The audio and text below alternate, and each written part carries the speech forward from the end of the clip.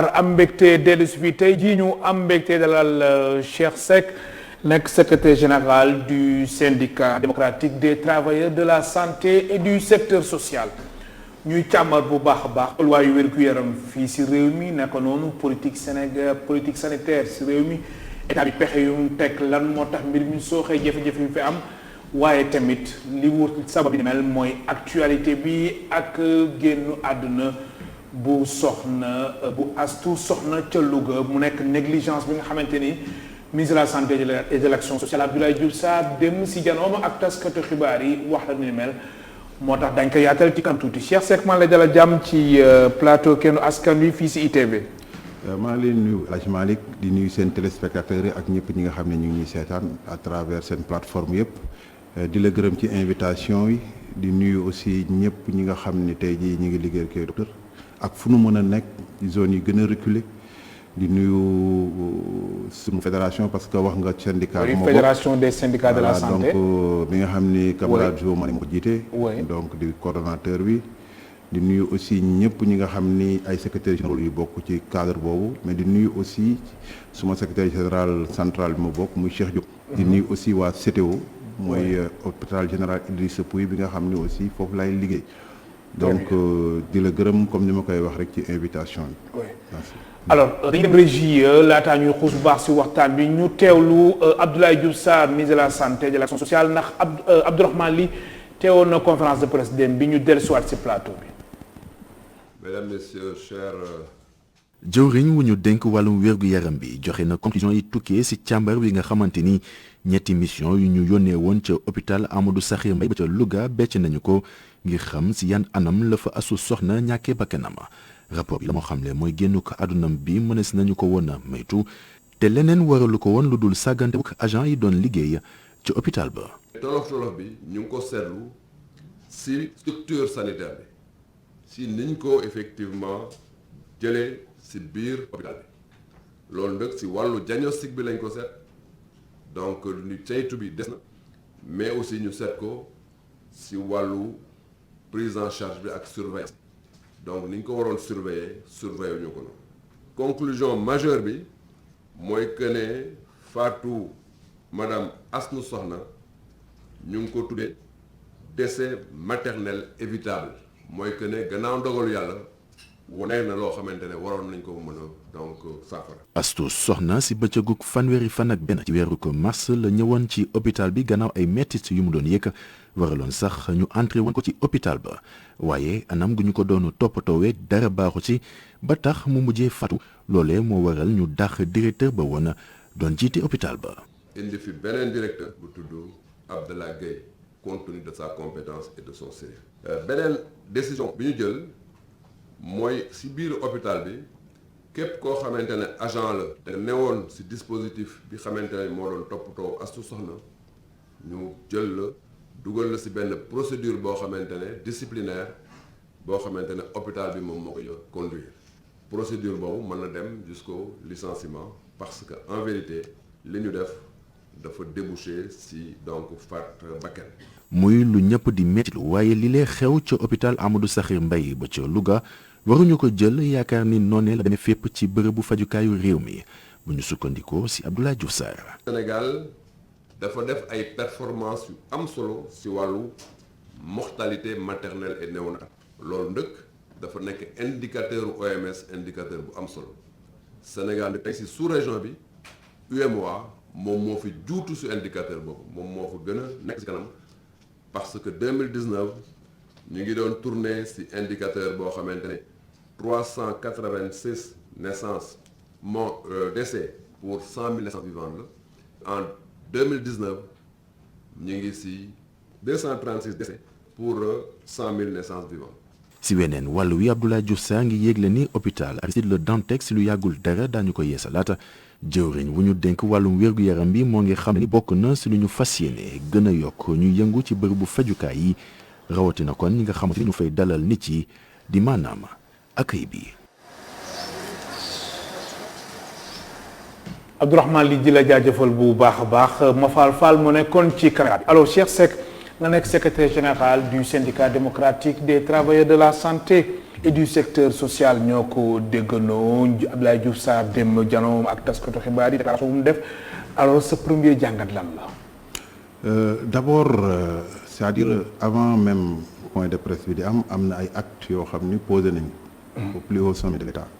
Donc c'est normal parce que parfois ku nekk am nga ni nga gérer par rapport à une situation. Le président de la République moom la yoon jox pour muy nommer aux emplois civils et militaires jël na acte relevé directeur bi donc peut-être c'était un acte fort bu mu yaakaar ni peut-être dina mën a apaiser la tension bi nga xam ne am na à travers li nga xam ne jëlee nañ ko mbir mi lii Diouf monsieur le ministre Abdoulaye Diouf Sarr wax. oui. dama lire benn journal tey muy journal Le Soleil bi ma lire article dama gis mu bind. Poursuivant monsieur Sarr, se référant toujours aux conclusions qui lui ont été remises, a indiqué qu'il n'y avait pas de particularité sur les antécédents médicaux concernant la défunte. Durant sa grossesse, elle a fait 4 consultations prénatales qui n'ont décelé aucune anomalie. Plus loin. mu ñëwatee que moom ci boppam mu am lu mu expliqué waat. lépp si ba muy def déclaration bi ak taxe suba ñëwaat na mu waxaat beneen wax boo xam ne dafa juwatloo ak li mu waxaat. déedéet. non dafa juwatloo parce que bu ne dañ def prescription pour césarienne prescription prophylactique la mooy prescription prophylactique pour ñu ni seetaan ñu mën a xam.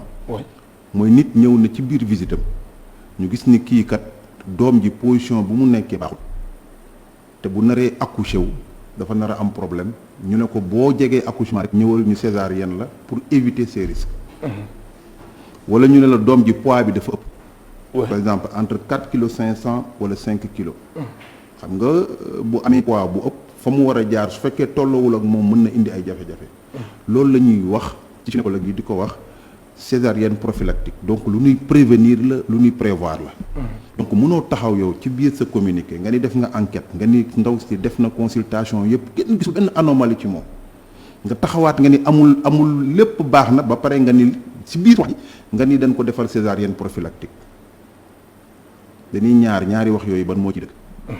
kon daal yow question li daal leerul sa bopp. waaw non damay wax rek. mais quand même si biir déclaration ba tey ministre bi nee na.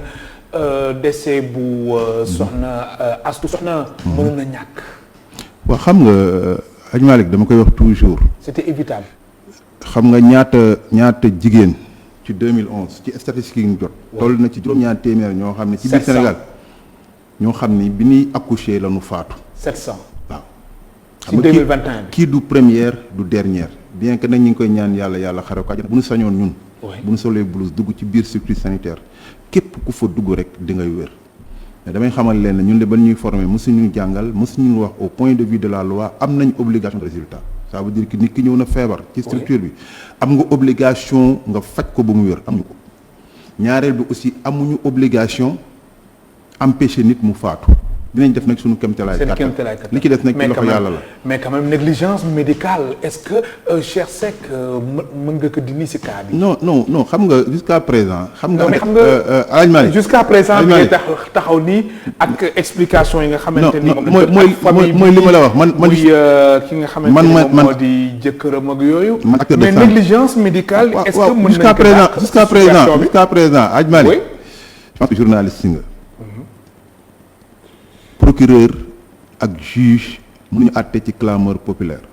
du sa wax rek ñoom ñu ngi def seen liggéey. xam nga tey jii fan yii yëpp yaa ngi déggaat li fi amoon ci Sweet Beauté gars yi ñu ngi demaat ñu ngi entendre nit ñi parce que juge bi ci boppam bëgg naa am élément yu ko permettre que moom ci àqulaay taalaam mu mën a àtte. nit bu ñu la jàppoon en flagrant délit vous êtes supposé la ñuy wax supposé jusqu'à ce que ñu établir sa culpabilité mais dans cette affaire on a déjà établi la culpabilité des gens sans pour autant les juger c'est là où réside le problème. ah bon. ah mais loolu moo am. kon da nga bëgg wax ni mbir mi sanction yi si jot a am. limogeage bu directeur bi loolu dafa teel. non xam nga am nga. dañ leen sacrifier entre guillemets loolu dama lay wax parce que mais c'est ça la vérité. dañ leen sacrifier tey directeur bi tey ji Hadj Malick tey ji boo nekkoon ci sa salle bii ngay def sa directeur nekk ku fi de soriwul am na loo xam ne tey jii boo ma indi woon tey jii man nekk en état d'ébriété par exemple du ma ko def sax ma mandi ñëw fii di dekkoon ni si xam nga yaa def émission bi du lu rafet ci gis-gis effectivement mais en quoi le directeur parce que dafa am confiance ci yow jox la am responsabilité directeur boobu avant d'être un directeur c'était wala doon liggéey c'est un médecin chirurgie orthopédie la nekkoon daan opérer ak directeur hôpital bi donc du koo xam ni gan la ci hôpital xam na da daan faj avant muy nekk directeur donc est-ce que kooku yaakaar nga ni war naa mën a ñëw ci un gynécologue naan ko nii ngay consulter sa malade wala nii ngay faje sa malade.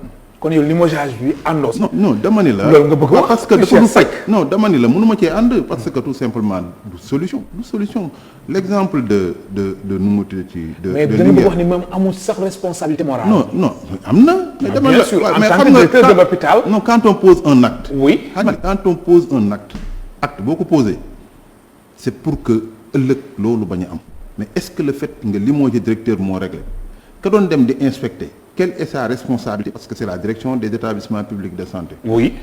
ka doon dem di inspecter. waaw tam ñetti mission ñoo fa dem. dama la wax lan mooy responsabilité le même cas est arrivé à Linguère toog nañu ay xale lakk ba xëm ci ay unité de néonatologie parce que ay prématuré la woon amuñu woon fu ñu leen dugal fu arrêté mais agent boo gis li muy seet li ko njëkk moo di xool fii nga xam ne moom lay defee mbir mi xam ndaxam conditions yi réunir nañ pour mën a jël malade boobu bu ma toogee aw ma laaj bind directeur boobu moo ko wax ki nu daax ci fa njëkk a nekk bu mu laajee joxuñu ko matériel pour loolu lan la njëkk a def ñu xool dans l'environnement xëj na lumière bi dafay tàngal malade bi bu tàngalee ñu def ko mais xamuñu voltage bu muy exploser bay tàkk ka fa nekk du yéene boobu la amoon lan lañ njëkk a def parce que clameur populaire am na ñu ne non immédiatement bi yoon sax defewul noonu attaqué wuñu directeur bi directement mais ba doon dem attaqué directeur bi ne mooy responsable ñu xëy ñu limogé ko ba pare déplacé wu ñëw biir Linguère bu ñu ñëwee biir Linguère xam nga lu ñu indiwaale ay couveuses yu bëri lañu teg donc yow bu fekkoon da ngay analyser boo amee ñoo war a tëj ñan nga war a tëj ñi nga xam ne gardé woon nañ ay couveuses téye ko Dakar ba lii am yéen du ko indi. kon su ma la comprendre bu baax. Cheikh Seck. da nga bëgg wax ni li nga xamante ni moom mooy jot a am. ñu ñuy suspendre muy agent yi fa nekk ñenn si ñoom naka noonu ñu nekk si hôpital Amadou Sakhir Mbaye bu Louga ak directeur bi Amadou Gueye Diouf. sanction yi waru yem foofu. dafa war a yéegaat si yeneen échelle. ndax léegi tudd nga fii. xam nga sanction amee wàllum établissement public de santé ak yooyu. waaw xam nga sanction xam nga jël mesure transitoire d'accord naa ci. mais sanction rek da ngay établir culpabilité de personne c'est-à-dire am loo xam ne boo jëlee sanction rek da nga naan kii il est coupable loolu laay bañ def ko man défendre ma directeur ba défendre ma agent boo xam ne deful yoon. oui wallaahi bu yoon waree tegu sa kaw parce que la vie humaine du lu ndaw. c'est-à-dire si c'est établi que la personne deful woon yoon ba mu entraîner la mort de cette personne moi je dis que je serai premier à demander à ce que ñu sanctionne la. mais avec le recul quand même est-ce que sàggante am aussi. avec le recul. négligence médicale. non xam nga tamit mooy degré de responsabilité incriminé woo kenn moo tax man la il faut que ñu situer degré de responsabilité Hadj Malick mës nga gis sage-femme buy opérer je vous pose la question. sage-femme accouchement normal par voie basse. point. bu ñëwee malade bi ñëw. oui. dina ko examiner def toucher vaginal xool ndaxam col bi dilaté wu na ak fan la nekk bu amee ay douleur ak yooyu peut-être mu jox ko ay antispasmodique et par yenn saa yi bu accouchement bi ñëwee difficile mën nañ def épisio wala affaire dama noonu bu amee lu mu koy placer perfusion sur prescription mu def ko foofu la yem mais mosoo gis sage-femme buy opérer donc pourquoi. ñu ne nit ki dafa nañ ko war a defal césarienne prophylactique après on dit que c'est la sage-femme qui l'a tué xoolaatal xalaat bi. maanaam yow. non man non dama ne la. dama ne la encore une fois lu ma waxoon sànq muy ñëwaat da nga bëgg wax nit ñi dañ leen sacrifier. non dama ne la non on cherche bouc émissaire la ñuy seet c'est-à-dire lu mu gën a yombee non xam nga ñu ñuy gérer yow ñoom ñëpp ils gèrent tout cela c'est politique. man du ma politicien dama leen dañ ko gérer de façon politique dara coûte que coûte il faut un coupable maintenant coupable du nekk ci ñoom. ci ñeneen ñi la. mais léegi Cheikh Seck. li xewoon Linguère ak li xew léegi ak li xew fan yii. ci hôpital Amadou Sakhir Mbaye bu Louga da nga bëgg wax ni ki jiite établissement public de santé dafa war a tëb. déedéet man. la nga bëgg wax. Hadj Malick mosoo ma dégg man Cheikh. oui. dans mes revendications ma demande le départ de quelqu'un. musul am bu mosee. mais quand même su ma déggee sa explication. dama lay wax rek bëgg wax ni degré de responsabilité degré de sanction. moi je peux situer la responsabilité. mais man je ne demande jamais le départ ni d'un ministre. ni d'un directeur. musul am te du ma ko def. et puis ñun on nous a appris en matière syndicale. que le départ de quelqu'un ça ne se décrète pas. ça se sécrète. ça ne se décrète pas. tu crées les conditions de son départ. ñun syndicalement xam nañ nan la ñu mën a créer les conditions de départ de quelqu'un bu nu bëggul mu toog fa. duñ ko décréter.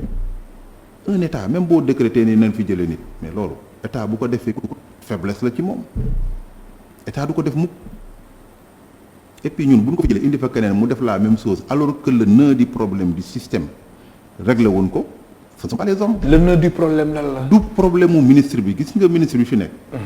xëy na bu mu ñëwee def ci accentué wu mais lu ci bëri fi la ko fekkoon. suñu système. non dama lay wax bi si boobu l'actuel ministre de la santé moo feebar lu ci bëri. oui. ci défaillance yu am ci système bi. fii la ko fekk mais deful lu ko corriger mais daf ko gën a accentuer peut-être loolu lañ koy reprocher mais lu ci bëri jógewul ci moom parce que am na ñu bëri ñoo xam ne tey jii fa la leen fekk maintenant man su ma nee inspecteur laa yóbbu. inspecteur boobu war naa mën a xam. grossesse ñaata mois la. inspecteur boobu war naa xam femme bu nekkee en état de grossesse. yan mooy cause dystocie yi mën a am ba accouchement par voie basse mënu la am comprendre oui war naa mën a xam man mi lan mooy indication ak contre indication césarienne léegi nga dem man damay inspecté nga ni diggante trajet bi femme bi jógee këram ba muy egg hôpital dara xew fa lu mais ko wax ni femme bi amul lu mu naan ba muy dem ci kër joxuñu ko saafara naan joxuñu ko leneen waxuma loolu moo am c'est des éventualités. te loolu yëpp peut-être enquête yi. non dama lay wax ay enquête moo ko leeral. parce que nit koon xam ne amul problème mu ñëw ci structure ñu ne accouchement normal par voie basse mun la accoucher ñu ne dañ koy césarienne diggante boobu en moins de 7 heures de temps mu dee ci. moi j'aurais conseillé avant ñu koy enterrer ñu def autopsie. et ça n'a pas été fait. avant ñu koy enterrer dañ ko waroon mais nit ñëw na seen mbokk. nit mën na dee ñu empoisonné ko ay nit yenu ko ne dafa crise ñu indi ko ba biir hôpital ñëw ne dafa toog ba ci yàgg rek crise daanu dee yow ba établir certificat de mort parce que gis nga mu dee def ñu ko autopsie ñu dem suul ko mais amul loo ciy wax néew ma loolu moo am mais dama ni la booy enquêter c'est-à-dire yëpp ngay jël tegandoo ko et ci loolu moo lay permettre yow nga bañ a juum et ci loolu la ñuy wax maintenant su fekkee ni nag muy gynécologue bi muy sage-femme bi c'est une responsabilité c'est avéré mais à partir de là moi je dis que on n'a qu'à sanctionner mais au moins donnons la possibilité à ces gens-là. oui li leen yoon may mooy ñu bañ a nekk ay coupables. c'est-à-dire nañ leen doy chance mën nañ coupable mën nañ bañ a coupable c'est-à-dire ñaari mën na am donc nañ ci def molo mais boo taxawee rek ne la culpabilité pour un ministre. mais loolu da ngay yokk ci dossier procureur bi. Cheikh Seck nekk secrétaire général du syndicat démocratique des travailleurs de la santé et du secteur social ma tey suñ gan si émission Kennu Askan Wi alors mais Cheikh xam nga yow da ngay li ngay expliquer nii xam naa ni da ngay jàppale sa ay naataango naturellement ëpp la dégg xam ni loolu la mais quand même Cheikh explication yu jot a am ak lu ñuy jot a lire si presse beeg yooyu ak jokkalante kàddu yu nga xamante ni ñoo am diggante ndaw si ak proche yeeg yooyu ak ñi fa nekkoon muy accueil beeg encore une fois sooxe si yenn structures hospitalières yi loolu tamit dañ koy faral jooytu si hôpitaux yi ak tamit centre de santé yi. d'accord naa accueil beeg yéen wallaay kàddu yu ni accueillir yéen patients yeeg ñàkk teggin beeg. du yoon ak ñoom seen du yoon man du ma défendre loolu dama la nit constitution moo ni yow mii doo médecin doo ko faj mais dañu la woon boo romboon nit mu nekk ci difficulté ak jafe-jafe xam nga war ko dimbali ñu war ko yóbbu hôpital defuloo ko ba kooku faatu yoon dalay daan waxuma laa ñun ñi nga xam ne danoo waat est-ce que comprendre baax la. donc je ne défendrai jamais quelqu'un boo xam ni amoo mais loolu ci yar la du ci métier mi c'est-à-dire nit ki jikko ba muy am ba muy nekk xale bu ñu ko yarul ci këram du am yërmande du am empathie du am xol bu toj ci li muy def métier. mais léegi lan nga gis léegi ci formation yi bu njëkk daan nañ toog 4 mois yoo xam ne lu ñu jàngal mooy loolu ngay wax empathie comment malade bu ñëwee nga xool ko. oui jàng kanamam yërëm ko ak ni ngay waxanteeg moom ñeenti weer laa la wax. loolu amatul. waaw mais ñeenti weer yooyu ngay wax wala école kii yeeg yooyu. école santé yu bëri yi ñun ci école publique lañ jaar am responsabilité boobu wala. ñun ci école publique lañ jaar dafa am rigueur bu fa amoon man ma lay wax avant may dugg fonction publique dañ may defal cours administration jàng naa administration jàng naa législation jàng naa droit public. c'est-à-dire on nous a préparé à être des fonctionnaires. te loolu bëreetul léegi. amatul mais école privée lan lay wut xaalis léegi da nga ciy gis koo xam ne day dem fenn échoué daal di ñëw ne dafa bëgg a nekk sage-femme te du def cours yi normalement. mais formation bi tamit. ñu daan encadré dans les écoles on prenait un nombre restreint parce que bu fekkee bëriwu leen booy bëgg a encadrer plus de 20 étudiants nga gis ni récemment li gën a grave mooy loolu moo indi c'est-à-dire qui est à l'origine même de ces dérapages récemment dama tasanteeg suma benn xarit mu ne ma dañ doon def correction pour les examens de certification pour sage-femme xaw ma infirmier d'état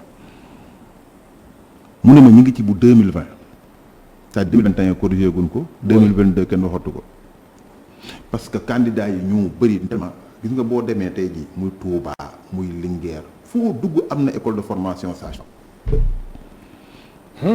ñan ñoo leen di former est-ce que ñi leen di former tey jii man ba ñoo di ñëw journalisme man ne yow man damay ubbi école formation journalisme ma lay jàngal yow man damaa xam dara ci journalisme du sotti de.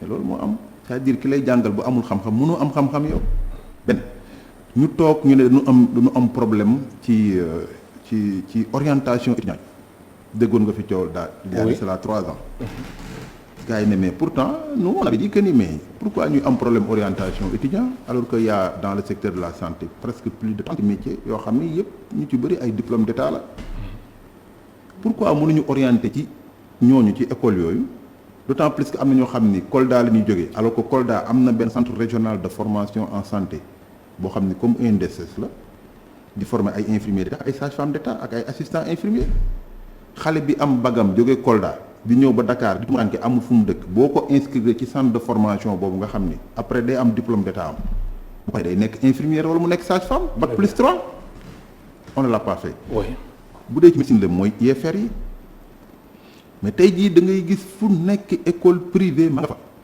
ba pare yow nga ñëw ñu ne léegi dañuy def loolu ñu ne dañuy orienter booy yi ñu jël booy yëpp presque 1000 personnes.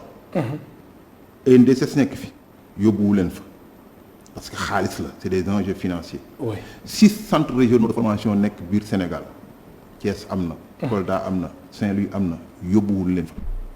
pourquoi le choix de prendre tous ces étudiants-là et de les orienter dans le privé alors que l'école bi ngi fee ñu tëj ko pendant 3 ans yóbbuwuñ fa nit ñi jàng parce que boo leen fa yóbboo xëñ na xaalis ba nga xam ne mooy enjeu financier doo ko mën a téye. loolu bi muy tëddee. non sama xalaatu bopp la. sa xalaatu bopp. sama xalaat la. mais alors ku nekkee analyser. alors maintenant li gaaw. oui. bi ñu ko defee gis naa ci benn école boo xam ne école privée la. première année jël na presque 700 étudiants. comment tu peux former 700 étudiants ñun bu ñuy def suñu promotion daawuñu weetu 50 parce que encadrement bi ci boppam dafa war a am rigueur bu mu am. tu n'as pas autant d'enseignants, tu n'auras pas autant de terrain de stage. je n'en veux pour preuve man je suis dans le domaine de la médecine physique toog naa benn jour parce que dañuy jël malade hospitalisé ñu woo ma en médecine interne benn malade boo xam ni dafa paralysé woon ma war ko dem jëli ma yëg ci kaw bi may ñëw di ko seet di ko defal bilan j'ai trouvé que ni dafa am problème sonde bi dafa yàqu woon. comme étudiants yi d'habitude booy ñëw dañuy ñëw di xool pour jàngale ma laajte ñi fa nekk kan moo nekk 3e année ñu wax ma kii moo nekk 3e année ma ne ko boo paree nga changer ma sonde parce que je me dis que man bi may def 2e année déjà mën naa placer sonde. oui. boobu on est à 4 mois de la certification des examens mu ne moom mësul placer sonde. ñu leen di laaj ñu ne ñoom ñaari yoon lañu mës a def stage parce que mënoo yóbbu 700 personnes. du sotti man sama hôpital rek 278 lii moo fa am. c'était il y a les étudiants de 3e année qui sont là-bas 4e année médecine 5e année médecine 6e ba 7e année plus les écoles de formation léegi yow étudiants yooyu fan nga leen di utile terrain de stage ba ñuy pratiquer. c'est-à-dire que mën non loolu mooy problème kon Cheikh Seck da nga bëgg wax ni jafe-jafe yu am ci secteur yi bokk na ci manque de formation bi nga xamante ni moom moo fi nekk. non mais ñan ñooy gérer ñi nga xamante ni dañuy gérer aussi structures sanitaires yi ñoom tamit seen formation demeewul noonu. loolu c'est le choix des décideurs c'est-à-dire dans les centres de décision ñu fay décider ak ñuy jox orientation ñoo amul profil. ah bon quand tu gères une armée nga am ñu xam ne amul vécu nga nommé ko général muy diriger ses troupes saa yu demee day perte guerre loolu mooy wax ji. kon da nga wax ni système sanitaire. non loolu ci kaw la mbir mi noonu la tëddee mbir mi noonu la demee. ñoo xam dañ non fa nekk xam nga wax naa leen wax naa fa nekk dama lay wax El Malick xam nga man lu ma bëgg ay booy ñu jàng te aw ma capacité pour am d'accueil du ma jël 700 étudiants di leen yóbbu naan leen dem leen privé loolu moo indi ñuy dem ay examen wala mooy ubbi fu nekk moo fay ubbi ay école privée ba ñu ne la am nañ ay presque ay 1000 candidats ñu ne la 1000 candidats yooyu yëpp pour certification bi ñuy def examen bi seen certification dem troisième année li fa at mi matul 100 c'est pas dañ naan nit ñi dañoo soxor bu ñuy corriger mais soxoruñu Hadj Malick man je suis un potentiel malade je suis formateur je suis enseignant dama ni mën naa daanu feebar maa ngi xalaat ni man su ma bàyyi nga xam ne tey jii il est dafa dangereux amul compétence ma feebar dem dab ci moom mais mën na maa piquer leen loo xam ne sama musiba xañ na ci est-ce que xam nga baax may waxee. xam naa baax fi ngay waxee. alors est-ce que c'est-à-dire bàyyi nit mu jàll. oui xamuloo yow fooy feebar tasante moom. est-ce que du loolu moom mooy waral yenn erreur yi nga xamante ne dañ koy nemmeeku rëq-rëq yi nemmeeku ci wàllum médecine bi nga xamante ni nit ki day ñëw comme li ñenn ñi di wax ñu dóor la perfusion wala duñu xool sax ndax yow am nga yenn feebar yi ñu jox la loo xamante ni waruñu la ko jox bindal la garab boo xam ne waruñu la ko bindal loolu responsabilité bi kan la wala lépp dafa tegu ci formation. xam nga mooy bon dafay dellu si waat rek ci li ma waxoon sànq responsabilité bi état mënu la bañ a assumer responsabilité bi xam nga dama lay wax relation de cause à effet. oui. tey jii bu nee ma damaa am un centre comme un centre Talibou Dabo te gën a temps yi sax ñi ngi wax di ma jéem a tontu parce que je parle d'un domaine qui est mon domaine de compétence. oui. je parle du centre national d'appareillage parce que ñun ñooy faj ñi nga xam ne ñooy jël en charge ñi nga xam ne dañoo am ay paralysé ak handicap. tey jii boo demee centre Talibou Dabo dafay capter ay millions yu bëri parce que. xam nga financement moom mën nga ko am ci question li nga xam ne moom nga téye boo demee bâtiment yi fa nekkoon yu bëri daane nañ leen taw fa ay bâtiment yu bees taq ay climatiseur ak tout la leen fa defar dama toog ci ak benn jour may seetaan télé ñu ne bon dañu inauguré bon man par man sax dañuy inauguré benn service de réadaptation wala de rééducation bu bees bi ma ñëwee lan lañ inauguré benn laboratoire de biologie ak fu ñuy faj bëñ à l'heure actuelle au niveau du centre Talibou Dabo amul un seul kinésithérapeute boo xam ne état moo ko fa envoyé titulaire amul benn dañu obligé jëli benn grand bu fa nekkoon koo xam ne formé nañu ku retraité fan yëpp mi ngi may woo naa ma dimbale ñu affecté fa agent ma ne ko nu ñuy affecté agent alors que sur le marché il n'y a pas de kiné parce que ça fait 4 ans nee naa la ñun ay formateurs lañu ubbi wuñu concours pour former. amul kinésithérapeute. non mënoo ko am sur le marché à l'heure actuelle c'est-à-dire mënoo taxawal nit ñi tey jii sama service ay matériels yu bon ñoo fa am tey jii ni muy faj nit man li ma lay wax El Hadj Malick dañ ni dans les normes man waruma weesu parce que travail physique laay def waruma weesu 8 malades par jour j'en prends 24 par jour. c'est pas normal parce que le nombre est restreint et le nombre de malades dañuy jël ay malades yu am AVC dañuy am malades yoo xam ni ay tétraplégie la am compression médullaire dañuy def rééducation pulmonaire dañuy def réadaptation cardiaque dañuy def ñu am traumatisme ak sur le plan sportif on va jusqu'à avoir 120 malades dans notre service par jour. alors mais loolu day dem ba day garaaw tey jii Dantec tëj nañ ko. le service de kinésie tëj nañ ko. parce que Dantec la situation est dramatique à l'heure actuelle. gis nañ sax dem def nañ si benn reportage. mais kenn xamul Dantec lu muy ñuróol. hôpital Aristide la Dantec. nga xam ne ku wax fii hôpital fii Dakar foog nga tudd ko. mais ñaata yoon lañu alerté dama lay demander ñaata yoon lañu alerté ñun lii du tey lañ ko wax c'est-à-dire il faut que am nit que dee ñu doog a gis ni yàgg nañu wax pour Dantec ak ñeneen Hadj Malick ku sa sër matul doo booti gàmb loolu olof di wax mënuma concevoir may inaugurer en grande pompe que waa Touba nañ ma baal. Un hôpital neuf flambant en neuf au moment où la structure de référence ça veut dire que tey jii sommité yëpp ñu ngi àddante les plus grands professeurs et les plus grands cadres du système de santé ça veut dire que tey su ma nekkee Touba am lu ma jaaxle dama koy référer alors que su ma ko référer c'est pas la compétence qui manque mais la personne qui doit opérer ou prendre en charge ce malade nekkul ci condition yu ko mën a def est-ce que comprendre nga fi may bëgg wax c'est-à-dire dinaa def ciment te hôpital bi mu nekk tamit mooy loolu c'est-à-dire mën nga nekk ci hôpital spécialiste ba fa war a nekk pour mën a jël en charge malade bi nekk fa nga jël matériel yu sophistiqué yëpp yóbbu ko foofu hôpital bi nga xam ni ñi am xam-xam pour faj loolu fii lañ nekk mais condition yu nu mën a jël ñooñu en charge amu fa kon loolu moo léegi xew kan mooy loolu moo choix xew Dantec non du Sénégal gi yëpp la da ngay construire hôpital bu bees ba pare doo former personnel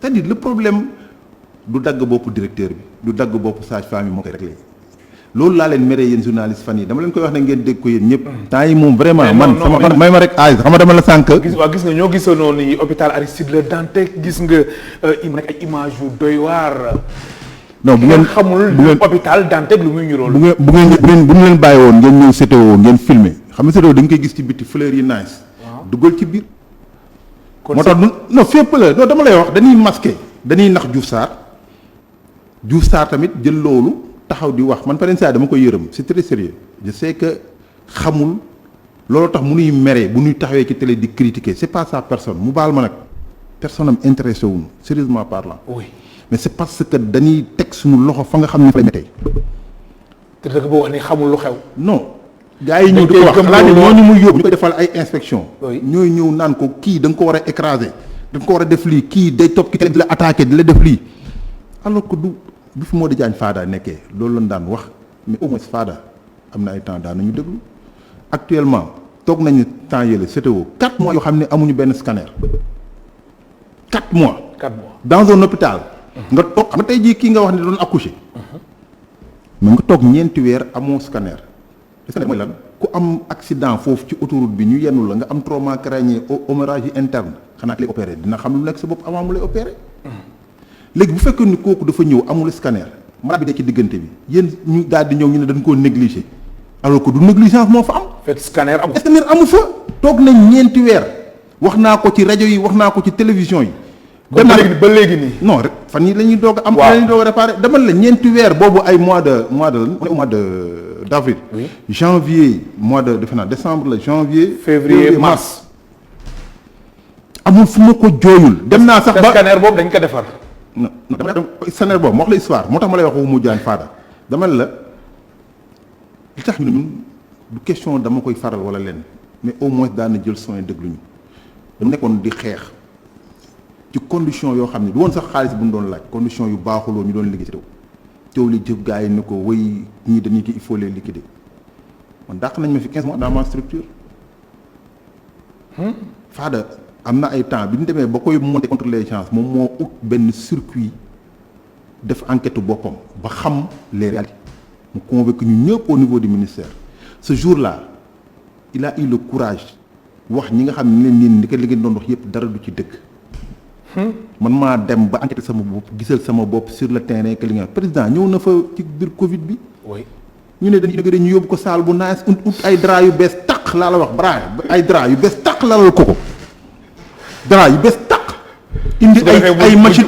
ni tout se passe indi bien ay machine yu rafet ñëw teg ñuy filmer Fada kii boobu ma lay wax scanner boobu panne. bu CTO boobu. 2012 la woon Fada ci boppam. système bi waa Touba ñoo ko moomoon bu mu gisee ni situation bi dafa grave. moom moo wax ni bu leen ko yóbbootu Touba yóbbu leen ko CTO. loolu ma leen koy wax. et ça c'était un acte très fort. très bien alors ñu gis ni SAMES. syndicat bi am li nga xamante ne mooy médecins yeeg chirurgiens yeeg pharmaciens yi. dem génne nañ communiqué. di naqar lu baax a baax situation bi nga xamante ne moo am ca Louga ak attaque bi ñuy def ci yéen médecins yeeg ñoom seen. alors léegi yow da nga jàpp ni askan bi ñu leen di kiiwee nii ak réseaux sociaux yi kan nga bëgg a teg responsabilité bi. non man bañuma ku ñu critiquer. waaw d'accord naa ku ñu critiquer. mais lu ñu wax lu am la quand même. c'est-à-dire benn problème xam nga tey jii suñ la joxee situation statistique ñu ne la biir hôpital Louga boobu li fi accouché rek peut-être nekk egg na ci ay junni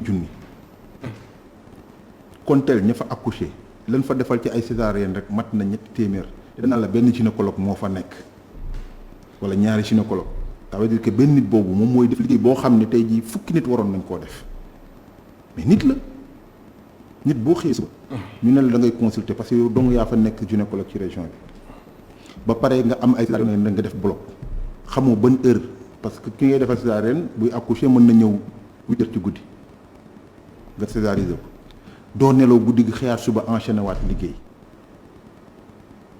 lu baax loolu lépp dañ ko bëgg a neenal 15 sages-femmes ñoo fa nekk bu ne leen dem nañ ba accoucher plus de 4000 personnes ñaata vie la ñu sauvé c'est-à-dire ñu jël loolu lépp teg ko de côté parce que benn cas am na metti na trop nag.